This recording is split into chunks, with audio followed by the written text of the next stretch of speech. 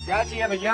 अपने सूट हाँ भाई, अपनी दुकान है, यहीं पर काम कर रहे हैं। करना कितने का भाई? केवल लगम 100 रुपए का है, एकदम मजबूत है, देख लो बढ़िया। हाँ, एकदम परफेक्ट दुकान पे आओ, तुम अपने दोस्त हो यार, तुम्हें एकदम 100 रुपए लगा देंगे। और ये गमला भी एकदम मजबूत है, समझे तुषार भाई?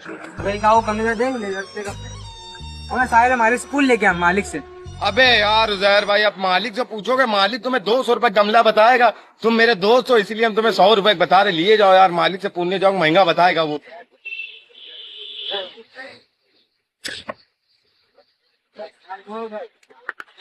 भाई क्या चाहिए भाई? भाई कमरे देखने हैं डबल वो भाई 50 रुपए का है भाई।